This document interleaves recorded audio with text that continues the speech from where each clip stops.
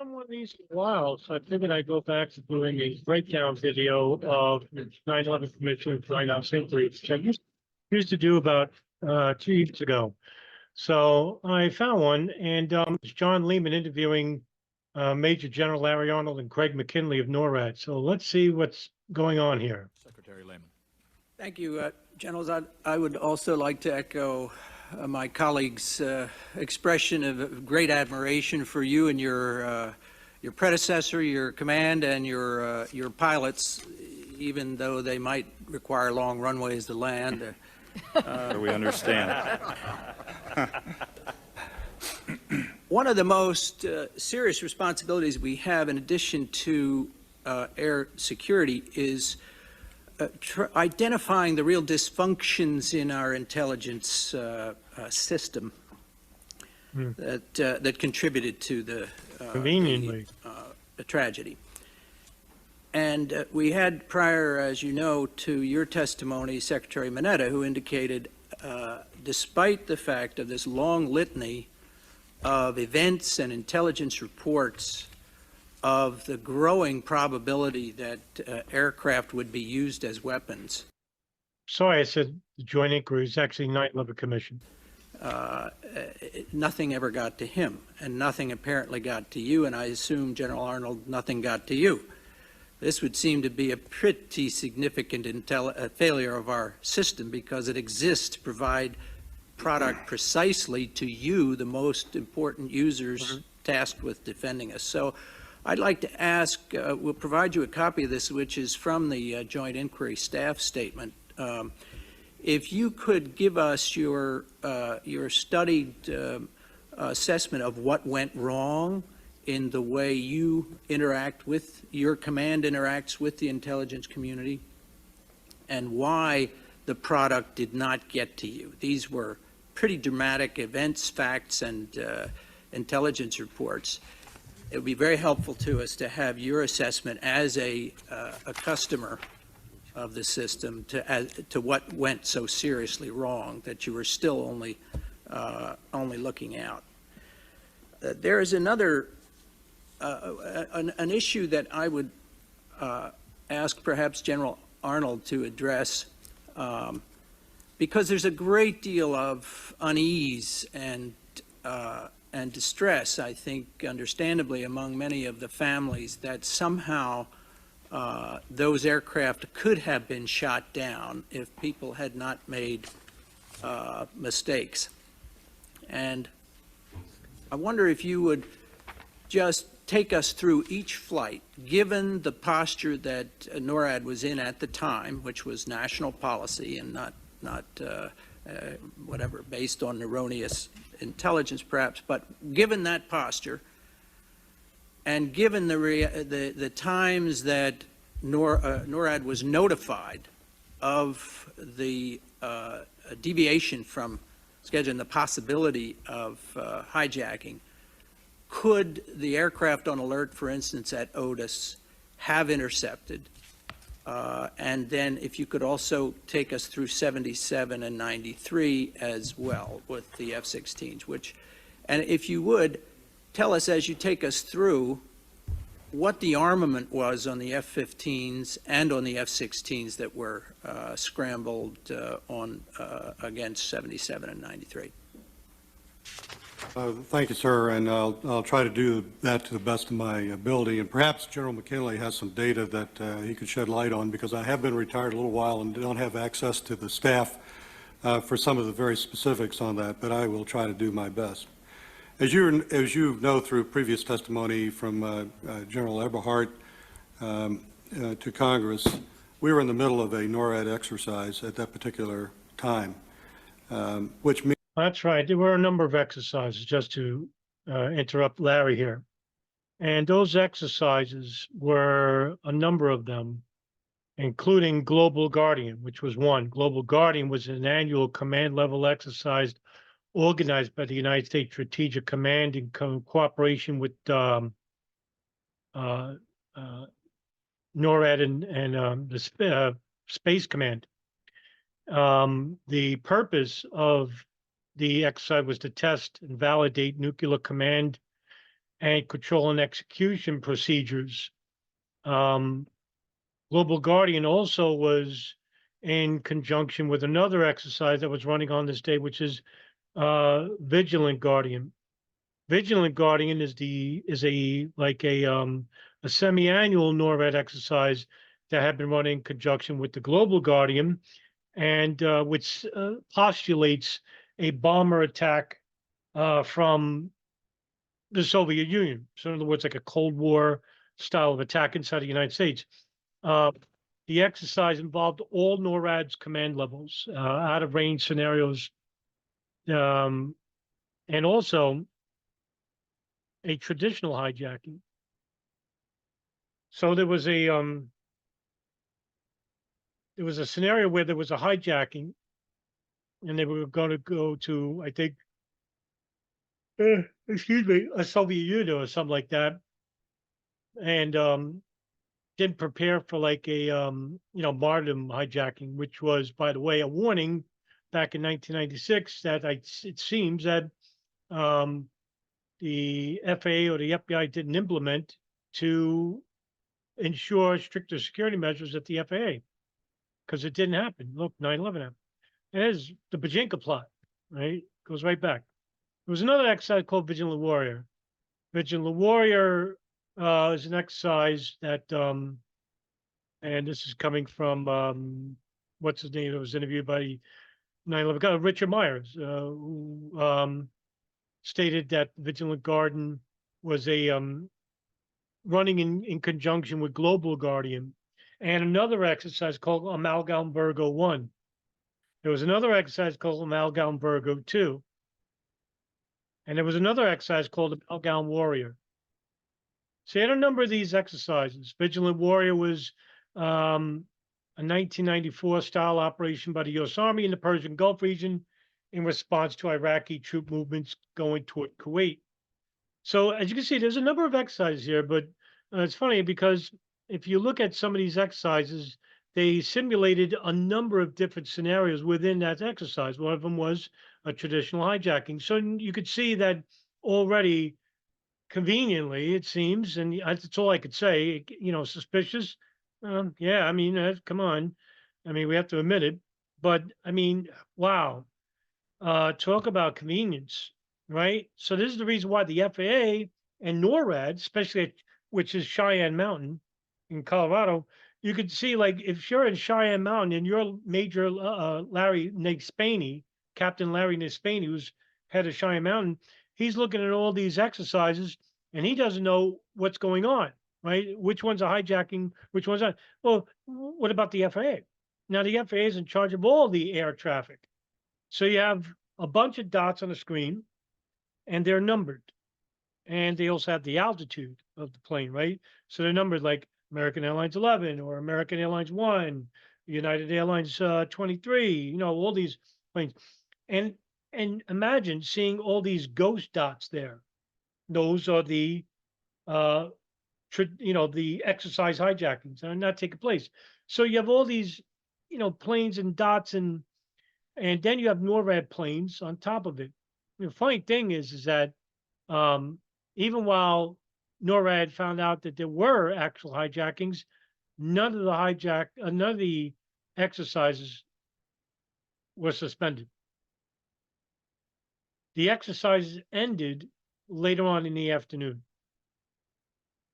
And it makes you scratch your head and go, we could have used, say, defense jets maybe somewhere, near Canada or, on the border of Canada and say, Michigan or, Vermont, whatever they were going to in regards to these scenarios. They can't go past Canada, right? So you're wondering, like, what, if they knew that in time, and we're going to go over the timeline too on this. I'm going to show you what NORAD gave a timeline as, and according to 9/11 Commission, the timeline was all wrong, the whole timeline. It's amazing because here you have a number of exercises that were going on that day, some of them making a hijacking, which would actually give pause to not just the FAA, but also to NORAD. And you know, you hear that very infamous audio from the FAA. Is this real world or exercise? Because they don't know. There's a bunch of exercise going on. And you hear the guy go, no, this is not an exercise. This is not a drill. And the guy goes, oh, all right. Hey, let's get to, now they have to go through the protocol, right? You can't just get jets up there with hot weapons, right? You have to get a shoot down authority. And that comes from the military chain of command. And you'll hear me sometimes say the military chain of command, and this is huge because the military chain of command was broken on September 11th, 2000, right? Where did the shoot down authority come from? It comes from the president. Then it comes from who? The Secretary of Defense. Then it comes from if the president and Secretary of Defense are enabled or they, you know, can't be contacted, then it goes to NORAD, right? Where was the president on September 11, 2000? He was in Air Force One. And according to the president, according to a political account, Politico, which one of the best articles I ever read on 9/11 was based on president in Air Force One. He wasn't in direct contact with Cheney because the full kept dropping. Well, all right. Now it goes to the Secretary of Defense. Well, where's Donald Rumsfeld? At the height of all this. Well, when Flight 77 crashed in the Pentagon, he left his office in the middle of a fucking crisis. Now he knows that 11 and 175 were crashed in the World Trade Center. It's not an accident. It's not an accident. It's an attack on the country. You would think that he would be Presidential Executive Operations Command Center here, right? He's not there. He's outside helping the wounded. So that means that's the president and the Secretary of Defense. Now, the president's on the phone, POC, Dr. calls here and there, but they're not there making the decision. Who's making the decision? NORAD and the Vice President of the United States, who's not part of the military chain. The orders are coming from Cheney on the phone. Now he's on the phone with who? The president. According to Andrew Card, according to Norman Mineta, who were, not Andrew Card, Louis Libby, and Norman Mineta, those who were at, and Liz Cheney's wife, who were at the PIA. What was Liz Cheney's wife? Cheney relayed a message from the president about the shoot down. That didn't come until 10:06 a.m. when all the planes were down. Very interesting set of events. Means that basically our entire staff was focused on being able to do the Air Operations Center mission, which was our job to do. We had just come out of a video teleconference with the NORAD staff and with our folks at that particular time when I was handed a note that we had a possible hijacking in Boston Center. And it had come from the Northeast Air Defense Commander, Colonel Bob Marr, who's a commander up there. And he had requested that I call him immediately. And I was upstairs in our facility, immediately went downstairs, picked up the phone, asking on the way to my staff, is this part of the exercise? Because Right. Quite honestly, and frankly, we do hijacking scenarios as we go through these exercises from time to time. But I realized that it was not, this was real life. And I also remember as I went downstairs, before I even talked to him, it had been a long time since we'd had a hijacking, but the fact that we'd reviewed the procedures of what it is that we do for a hijacking because we were in the middle of an exercise. So we were pretty well familiar with those procedures, and of course we have our own checklist that we follow. As I picked up the phone, Bob told me that Boston Center had called possible hijacking within the system. He had put the aircraft at Otis on battle stations, wanted permission to scramble them.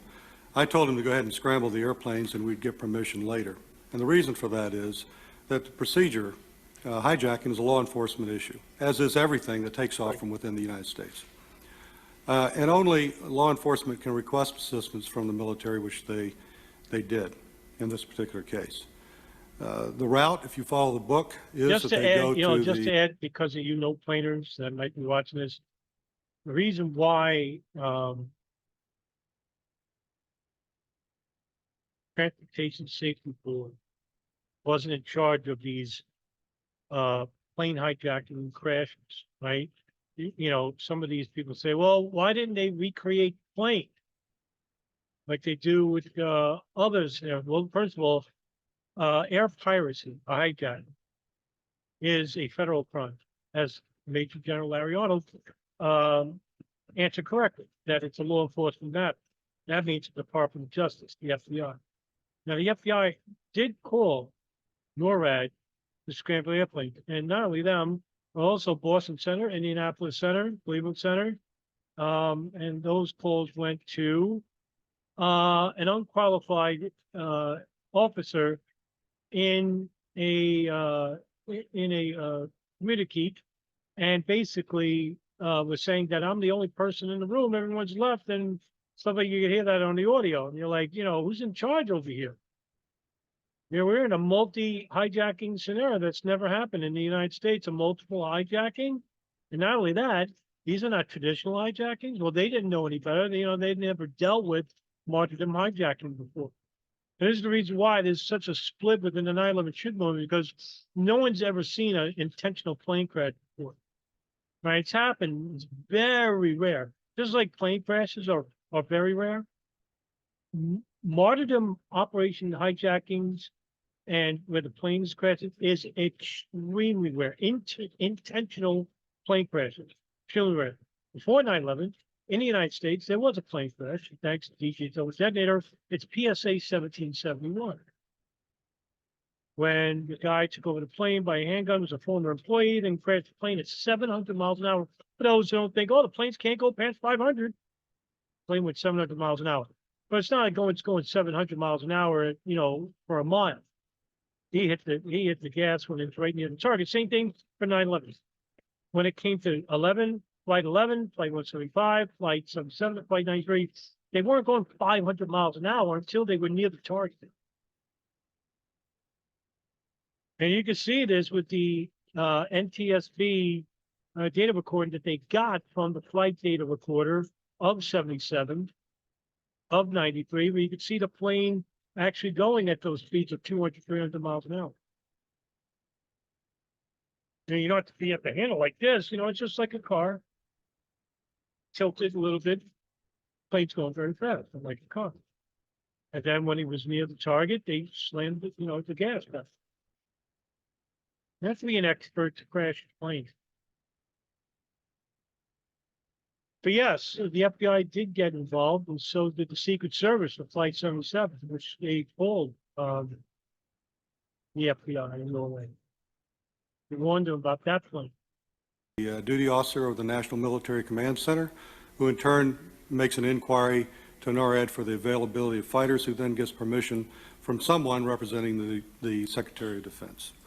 Once that is approved, then we scramble aircraft. We didn't wait for that. We scrambled the aircraft, told them to get airborne, and we would seek clearances later. I picked up the phone, called NORAD, whose battle staff was in place because of the exercise, talked to the deputy commander for operations. He said, I understand, and we'll call the Pentagon for those particular clearances. It was simultaneous almost with that decision that we had made that I'm looking at the TV monitor of the news network and see a smoking hole in the North Tower of what turned out to be the North Tower of the World Trade Center, wondering, what is this?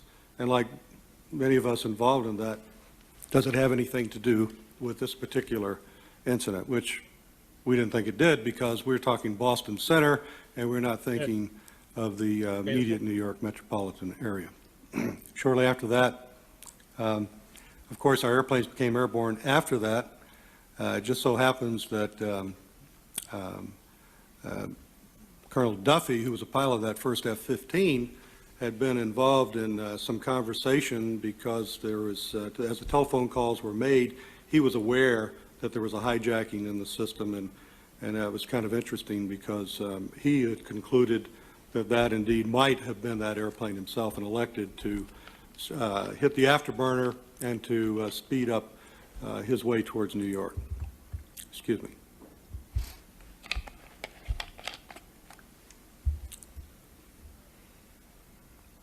It was then, very shortly thereafter, that we saw on on television, the second airplane, the United 175, crash into the South Tower, and the first thing that I think most of us thought was this a rerun of the first event, and then it turned out to be the second event. We had no warning of that whatsoever.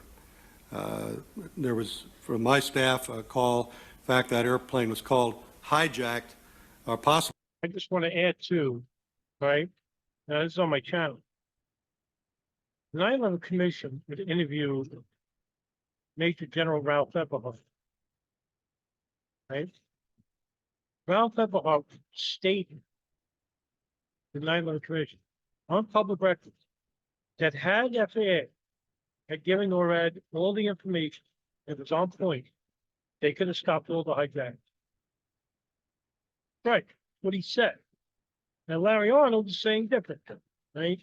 But again, take this in context. He's not saying that if I had all the information, we still wouldn't be able to, right? But when you look at the timeline of NORAD, there's no way they could have known about 11 and 175 at the time where they could intercept them. Now, mind you, intercept that can go up to 800, maybe even 900 miles an hour. I'm not too sure, but I know it's really fast. So when you make up to Mach speed, like 2.0, 2.5, yeah, racing one area to another in no time. But they got to Manhattan, intercepted jets 15 minutes after 175, they crashed into the South Tower. That's a long time, 15 minutes. Think it's from Otis to Manhattan, it's like 3 minutes, something like that. No quote on that, no. But yeah, it's these, I'm not saying, you can't just point the finger and say, oh, NORAD knows, they're in on it.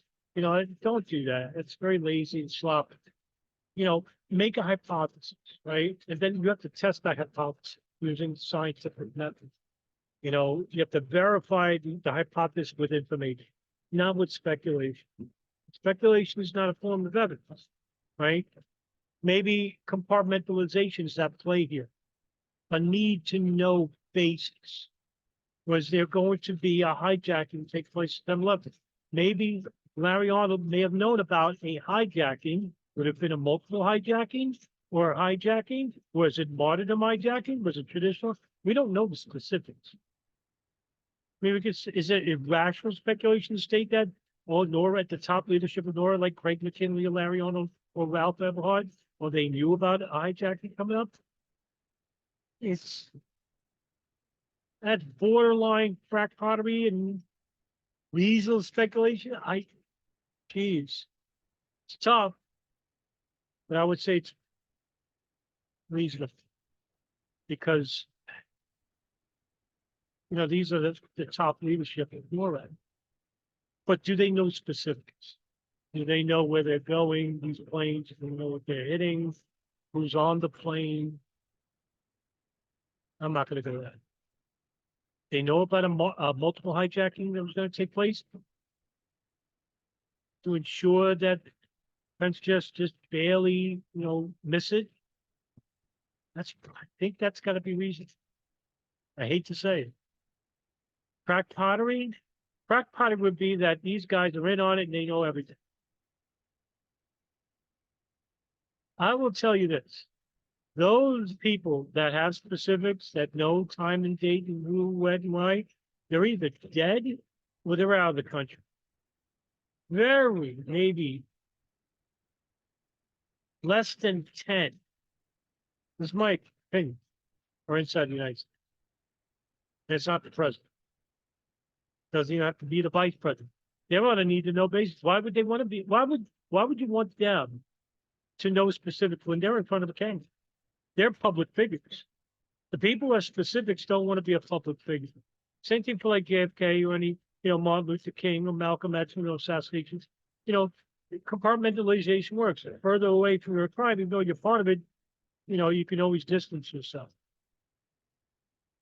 So. Hijacked later on, which in the, as General McKinley referred to as the fog of friction of war, actually caused further confusion, because we were not aware that which aircraft had actually crashed into the towers. We just knew that by now we have 2 airplanes that have crashed into the towers. We have 2 airplanes that are called hijacked.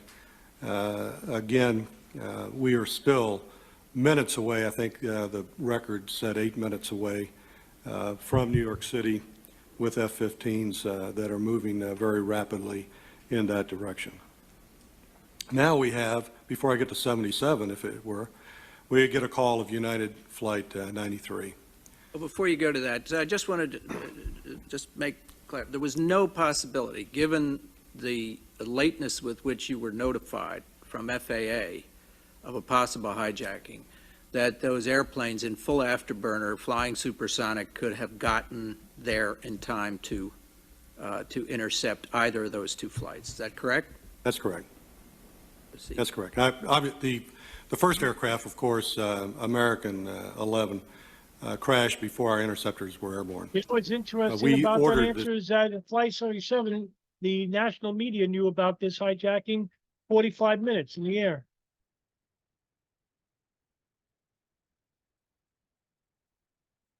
And you figure that there's restricted airspace in Arlington, but that belongs to Ronald Reagan Airport as well as the Pentagon, right? So when you have an airport like Ronald Reagan International Airport, when you have these commercial planes, they radio in saying we're descending at low altitude of, 16,000 or 6,000. And then they have to get those coordinates and they have to get a clear from Washington Center, right? So, and they also, Washington Center has to get a clear from the Department of Defense because of restricted airspace. But since the airport's so close by, it's not suspicious to see a plane just deviate a little bit. And when by the time they're trying to reach the airplane, which they didn't, and you see this airplane going full speed, that's why you have this incident involving, these no-planers that say, oh, the woman looking at the screen said it looked like a military plane. Yeah, military planes go that fast. Commercial aircraft are not supposed to be that fast in that airspace because 1, you're landing at an international airport, and 2, you're not supposed to be in that airspace. There's like a line between non-restriction and restricted airspace. But by the time anybody realized what's going on, the plane just crashed. Now, there's another cargo plane, a C-130 plane,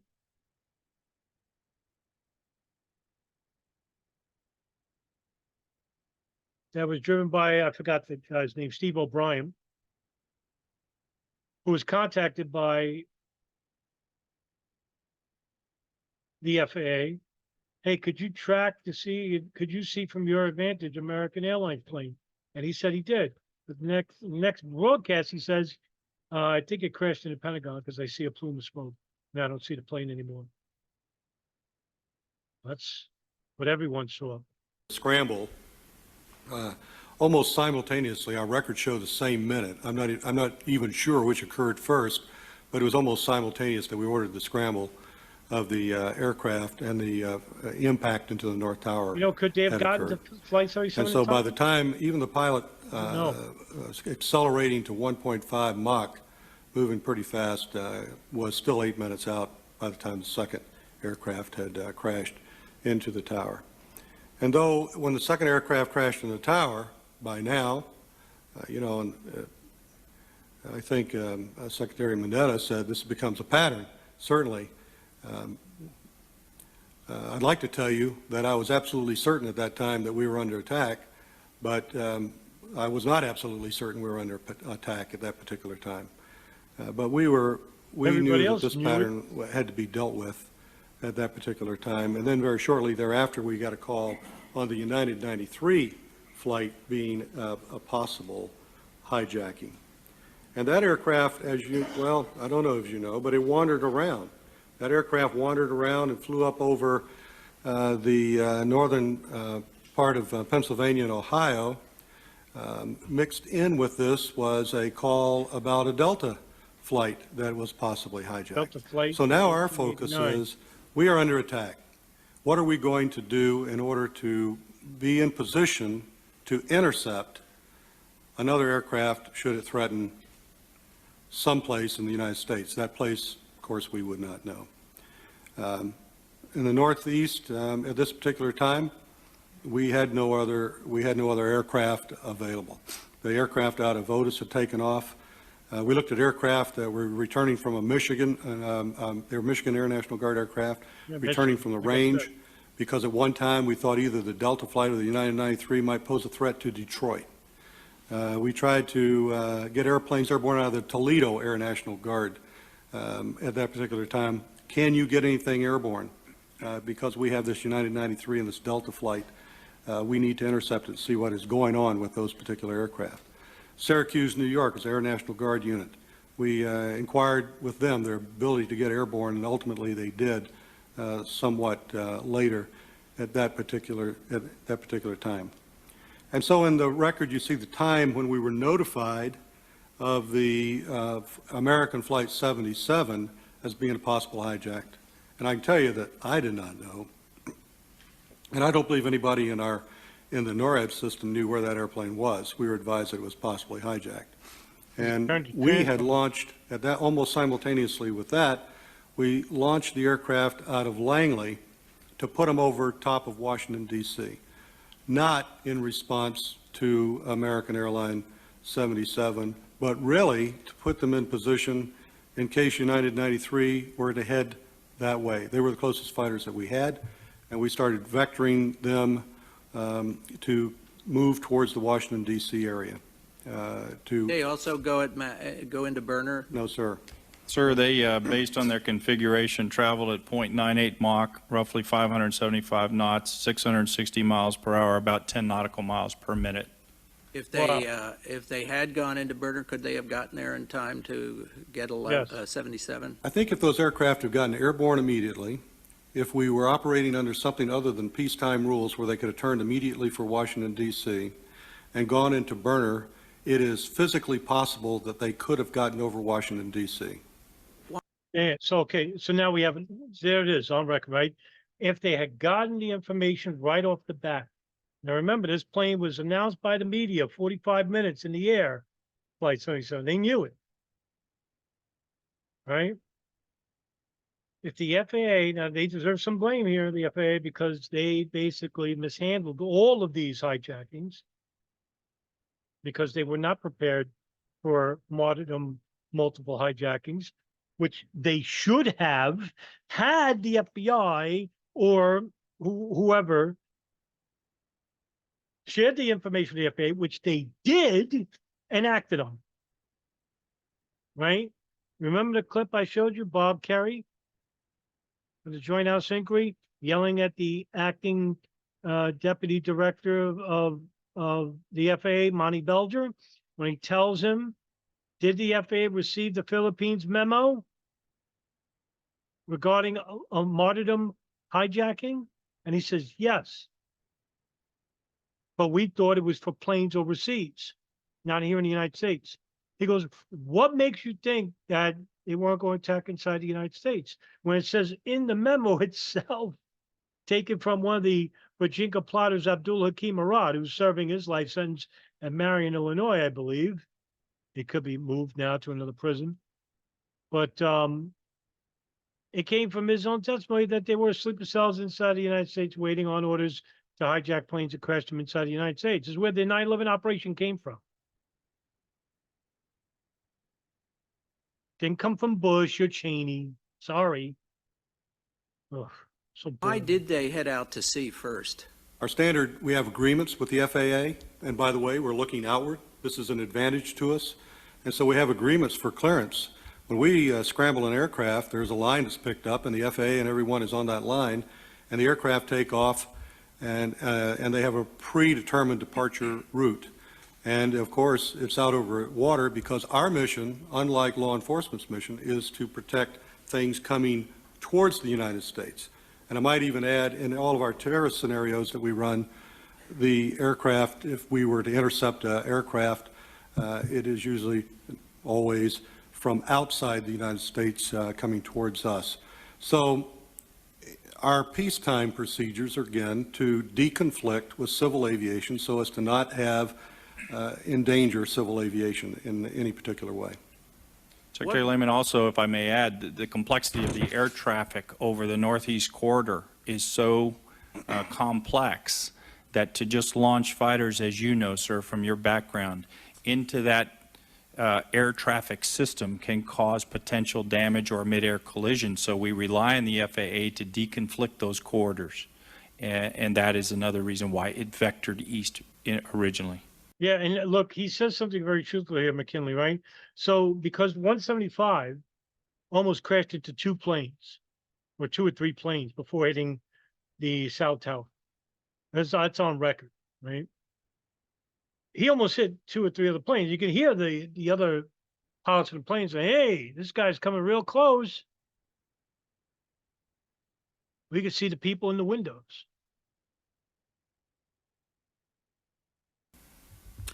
The armament in the F-15s and the F-16s was? The armament, as I recall, and General McKinley can correct me on that, we had full up armament on all those aircraft with both radar and heat-seeking missiles as well as guns. AIM 7, AIM 9. Okay. So to continue with 77,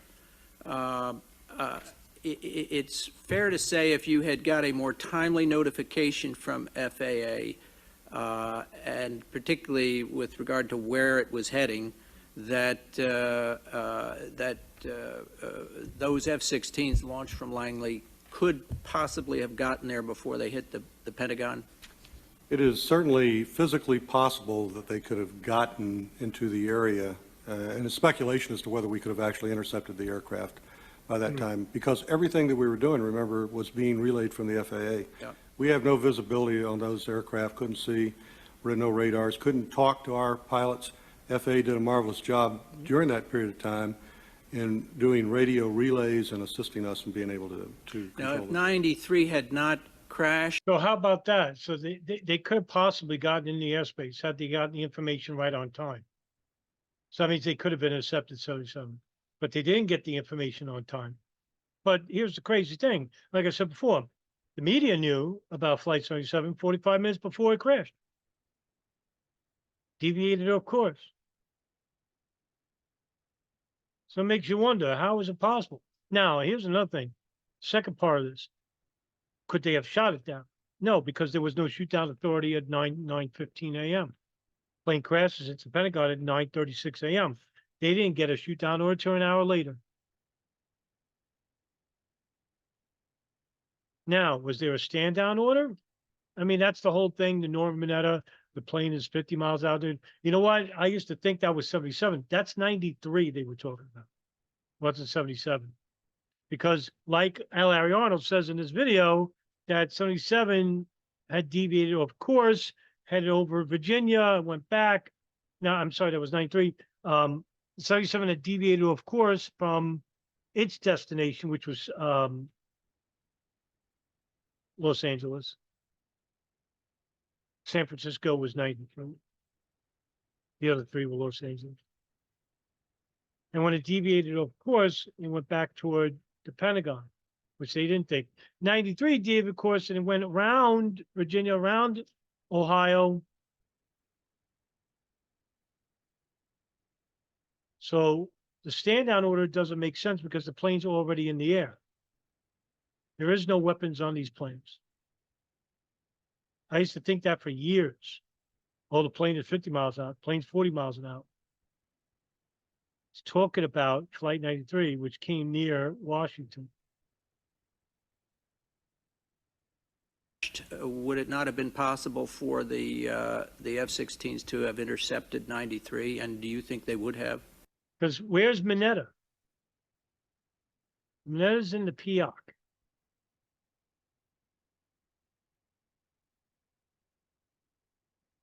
All right. This is after 77 had crashed into the Pentagon.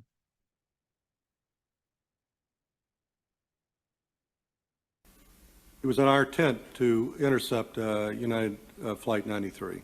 And in fact, my own staff, we were orbiting now over Washington, D.C. By this time, and I was personally anxious to see what 93 was going to do, and our intent was to intercept it. But we decided If I'm Lehman, to I'm stay asking over you to Washington, shoot down the D.C. code. because there was not that urgency. And if there were other aircraft coming from another quadrant, another vector, we would have been pulled off station, and we would not have been able to, there might have been an aircraft that popped up within the system closer that would have posed a larger threat to the Washington, D.C. area. So we elected to remain over D.C.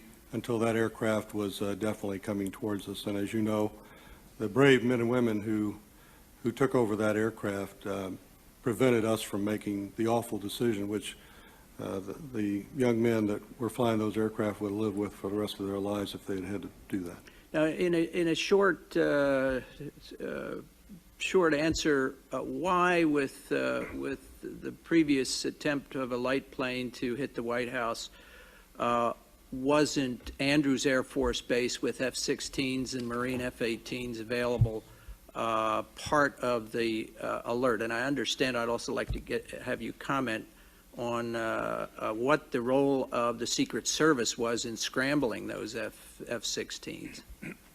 You're talking about The Andrews airplanes. And It's my understanding that the Secret Service, obviously they worked with the 113th because President, Air Force One is located out at Andrews Air Force Base, so they had personal knowledge of those, of the people out there and their telephone number.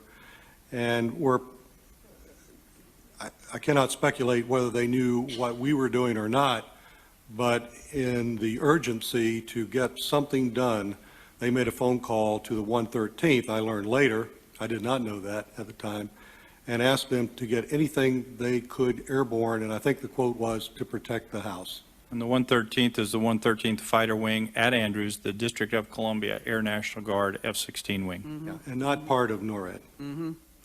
Now, you said that the clear delineation was you were looking outward, and to do anything inward, you had to get authorization from a law enforcement agency. And that is covered, as I understand it, by JCS Instruction 3610 on aircraft piracy. In that instruction, as I read it, which I believe is still in effect, That's correct, sir. you don't have any delegated authority to interdict. In fact, there's no mention of interdiction it's purely an escort function. This is still in effect. Now, presumably, you're not following it to the letter, and I would like you to speak to what the chain of command is now. Who has authority to interdict, to shoot down? Where is it delegated, and are there published rules of engagement as to what criteria apply to make that decision? So I'd be happy to answer that, and I thank General Arnold for his comments about the actual date. I appreciate him being here today. Quite frankly, sir, since September 11, 2001, the Department of Defense, United States Air Force has put a lot of resources into what we call Operation Noble Eagle. As President Bush said, it's the second front on the war on terrorism, and as I said in my opening remarks, we've flown 30,000 sorties. In fact, overhead today here, our Noble Eagle pilots are flying, in addition to being supplanted with ground-based air defense artillery. A lot of effort has gone into taking a look at the things that were not done right prior to prepare ourselves for the aftermath. And it is an honor for me to represent the men and women who do that. Quite frankly, our relationships began at 9/11 and the aftermath with General Arnold and our staff to work with the Federal Aviation Administration to bring in those radar facilities so that our controllers at our northeast, southeast, and western air defense sectors have visibility internally now, and that has been completed. In addition to seeing internally to the United States, we must be able to communicate to the pilots who fly our interceptor missions so that we can have clear lines of control back to our command element, General Eberhardt, in Colorado Springs. Now, And- just to interrupt, on the radar visibility, are you dependent on the FAA radars, which can have very little capability in a non-transponder environment, or do you have the better air defense radars? So we try to put the best radars in effect for the mission. Most of those are FAA radars. Most of them are old radars, but they've been maintained properly, and we're actually putting Department of Defense people out to make sure those radars are calibrated for our mission. So therefore, we are using their radars. We are using air control squadrons, both active duty, guard, and reserve, to supplement those.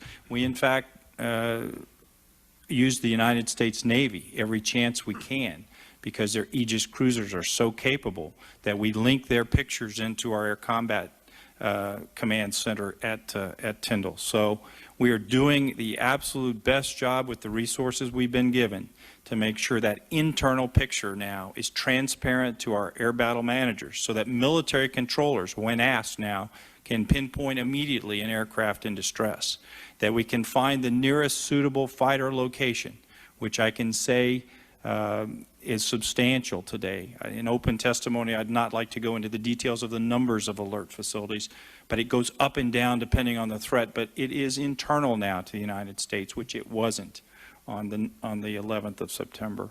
So this capacity, this Operation Noble Eagle, which gives the military far more responsibility and latitude to do this mission now, has allowed us to be far more capable. And we have been involved in every airline incident that we have been asked to perform with the Federal Aviation Administration subsequent to 9/11, whether there be a disturbance on board, whether it be an aircraft emergency, whether it be to protect critical infrastructure, our major population centers, we are there.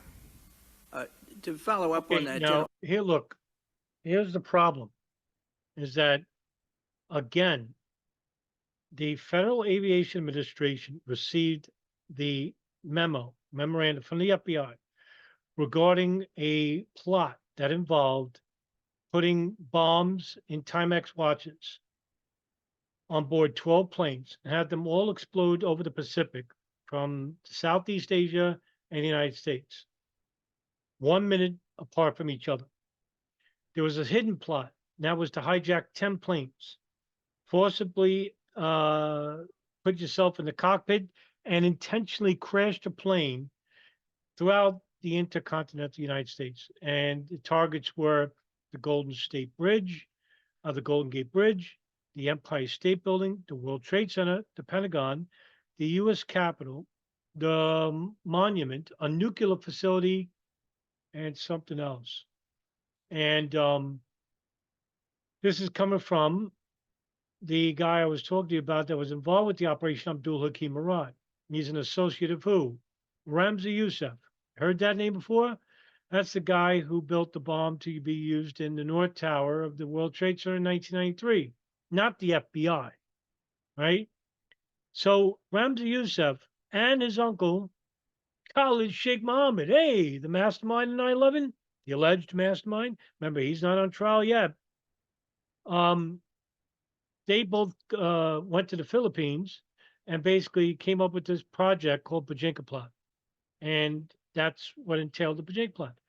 And when Abdul Hakim Murad was caught, as part of the plot, he gave up everybody and talked about this plot. The Philippines made a memorandum, dossier, gave it to the FBI.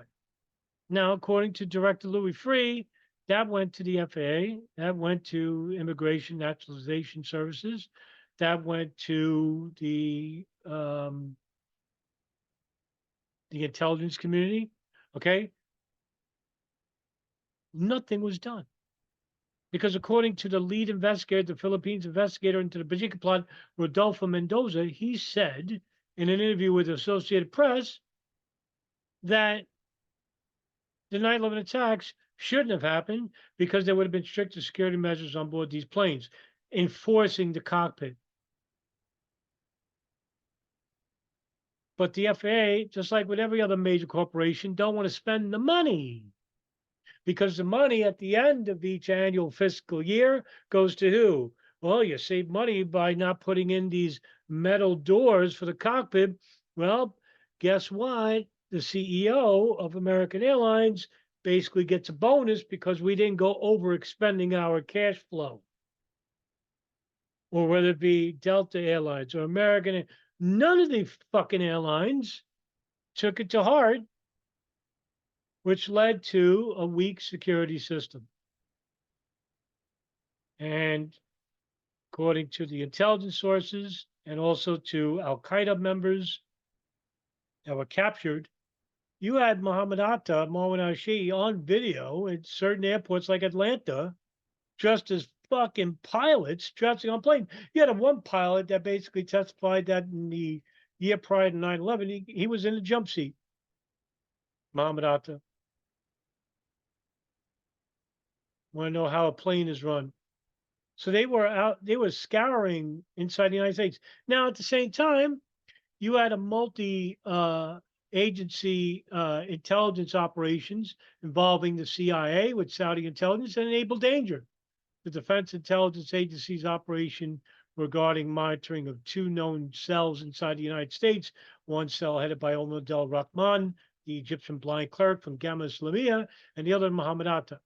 They had these guys pegged years prior to 9/11. Okay. So there's your conspiracy. For those who don't believe in planes and living hijackers, boy, you are simple-minded. That's for the simpleton stuff. Planes were hijacked. In fact, there was a number of planes that were going to be hijacked. What do you think of that? There's your conspiracy. Conspiracy is, who the fuck are those people? Were they Al Qaeda? Were they somebody else? Well, if the FBI knew about the 19 hijackers, how the fuck did they know about that too? How did the Israelis know where to live next door to these people in Florida? How did the Saudis know to basically receive the first two hijackers inside the United States, Khalid al-Bernardo al-Fahmi, off Los Angeles International Airport, which they were being tracked by the CIA and the NSA? We're talking about the year 1999, 2000 now. I'm going back and back and back. There's your conspiracy. Conspiracy lies in information which wasn't shared for whatever reason. There's the mystery, right? The conspiracy is, why wasn't the information which could have prevented 9/11 shared with the State Department officials, foreign policy analysts, or local law enforcement, or the public sector, the FAA, INS? Hey, watch out for these people in Saudi Arabia. No. Fast track them inside the United States using the Visa Express program. There's your conspiracy. That's a little bit more interesting, isn't it? Rather than no plane, no hijacker. That's just dumb. The FBI interviewed employees at American Airlines and United Airlines and pointed out pictures of the people that that were boarding on the plane with their boarding tickets. They're called memorandum for the records. I'm uploading almost all of them on my WordPress. They're there for you to see and read for free. I'm not doing it out of for myself. I'm doing it for the public. Read. I know it's, time consuming. It's hard. Believe me, I know. But I'm not telling you to do what I do. Just spend an hour a day, an hour, a half hour. Read. Did you have authority to shoot down 93 when it was heading towards Washington, and where did you get it? Yeah, a lot of discussion on that.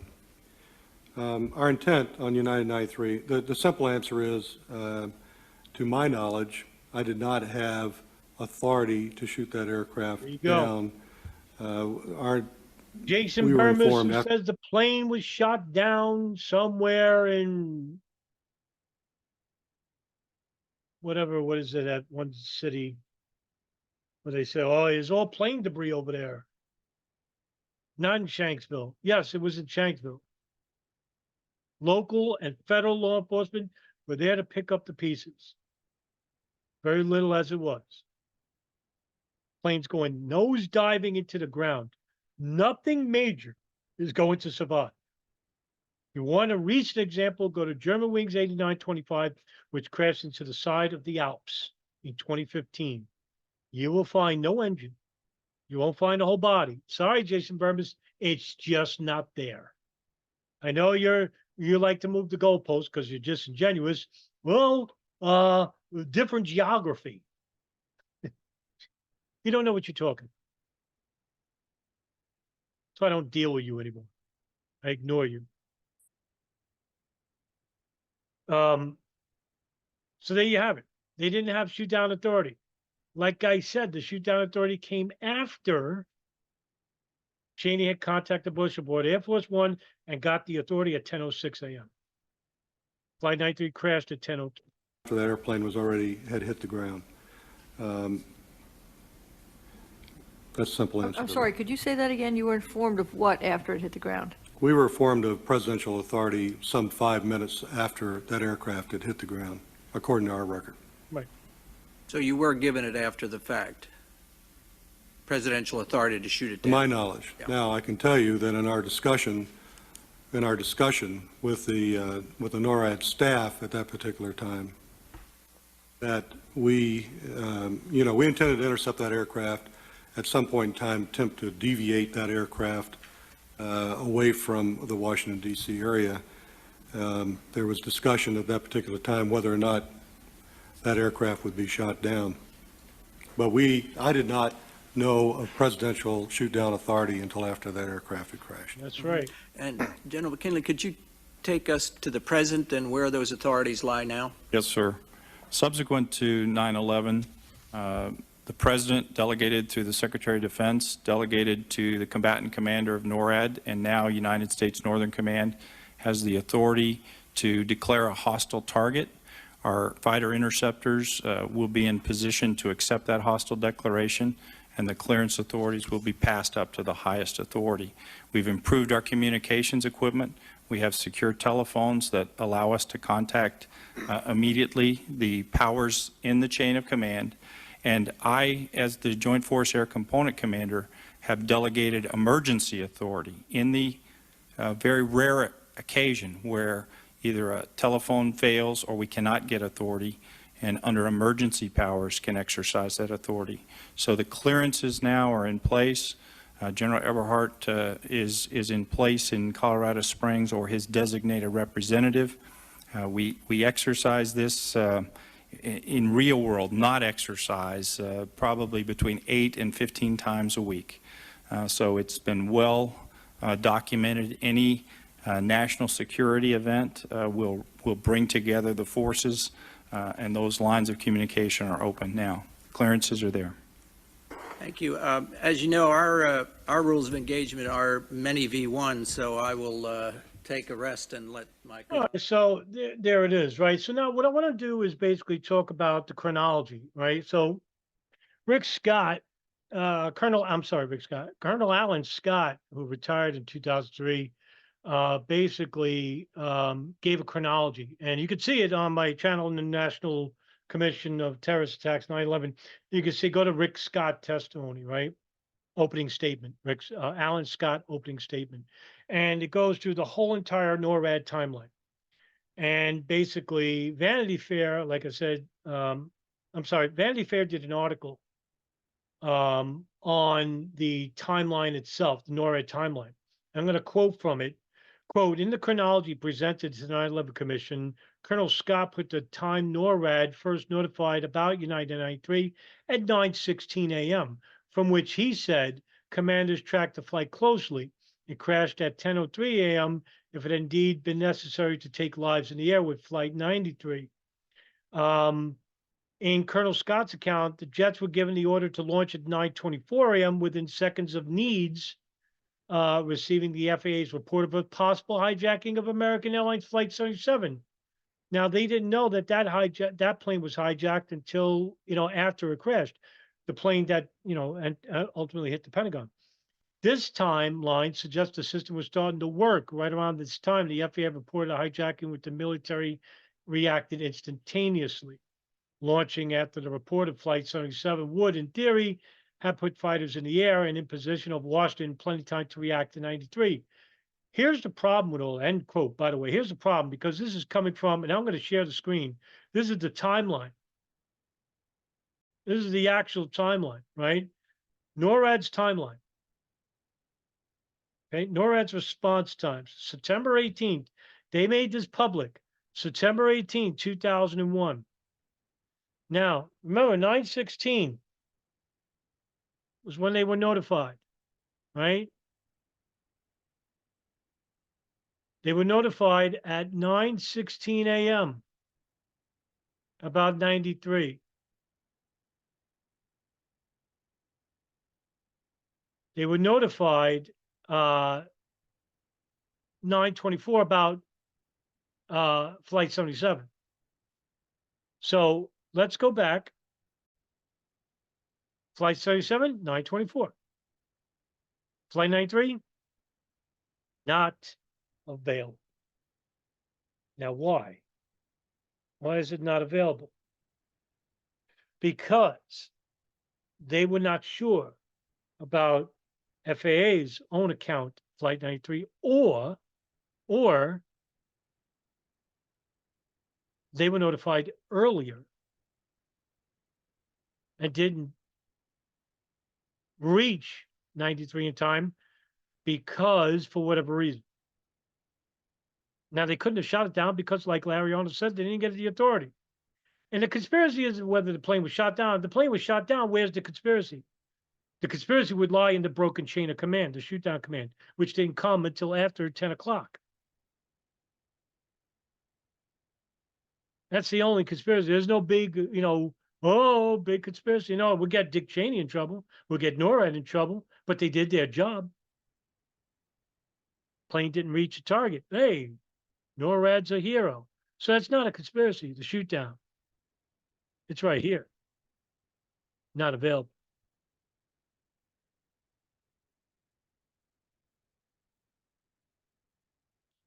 So they're notified about Flight 77 at 9:24. At 9:37, it crashed. So that means 13 minutes. They had react time from Langley. FAA related to needs about the hijacking of 175 at 8:43. Fighters were airborne at 8:52, 9 minutes afterwards. Plane crashed at 9:02, 10 minutes.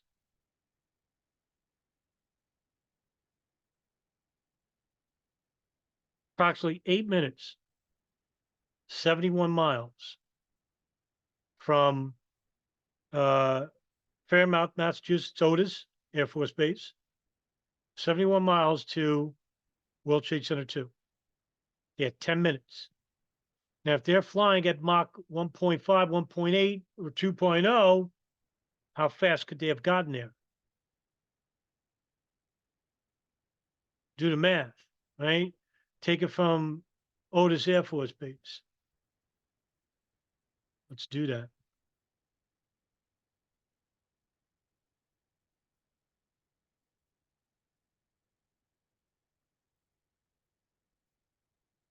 Here's Otis Air Force Base. Directions. World Trade Center.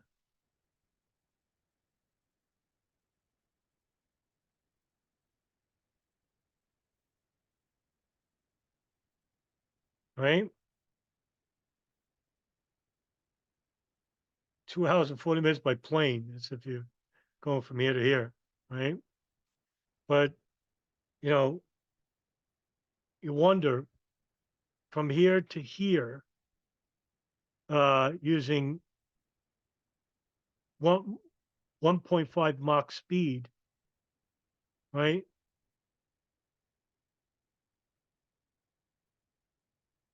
Just to do the math.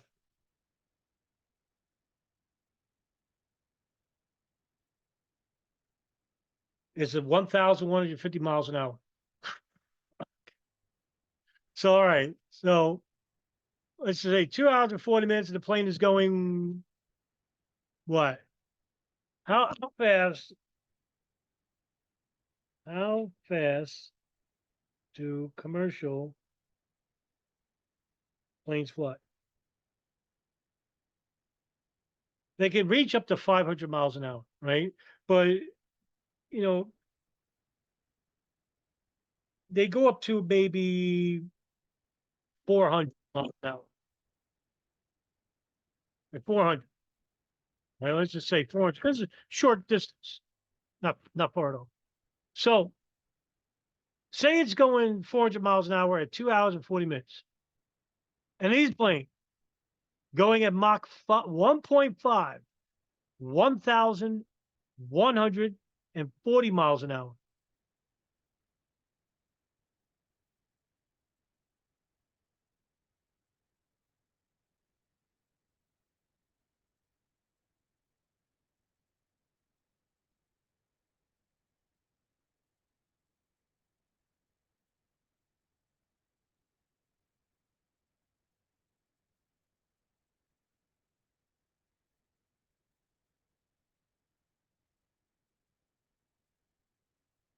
Distance 71 miles.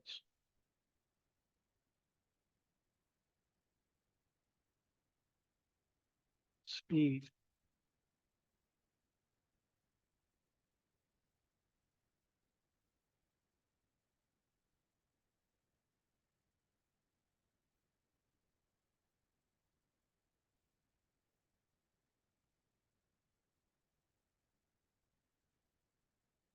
Now, I don't, it's hard.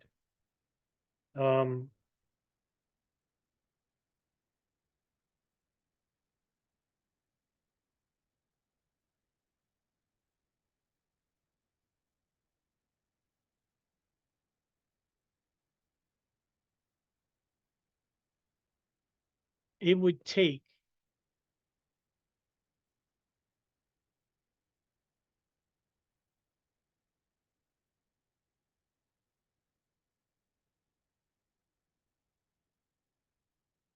approximately 37,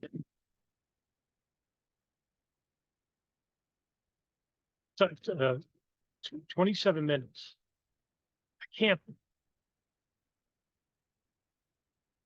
That can't, from here to here.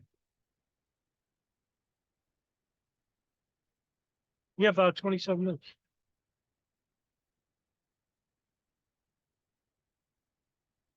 They were going faster. We need.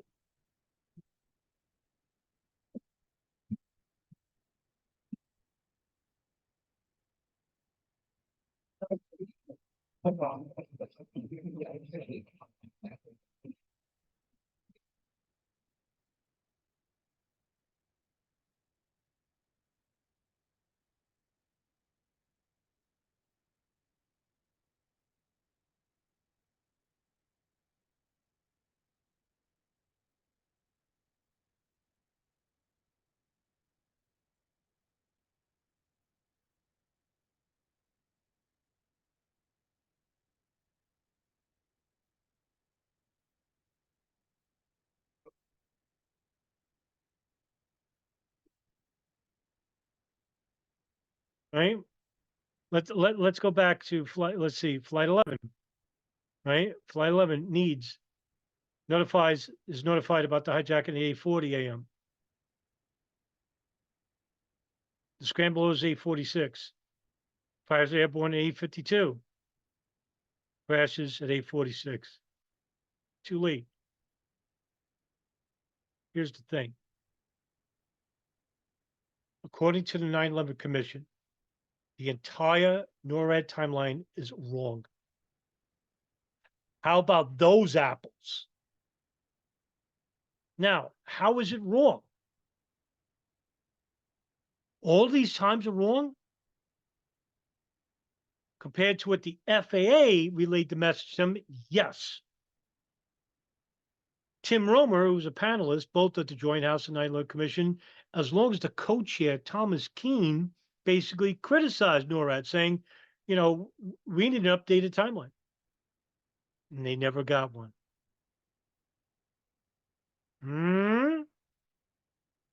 Makes you fucking wonder. Well, all right. I haven't done a breakdown video in a long time. I love doing those, and we'll do more in the future this year. All right, guys. Thank you for tuning in. See you in the next video. Take care, everybody.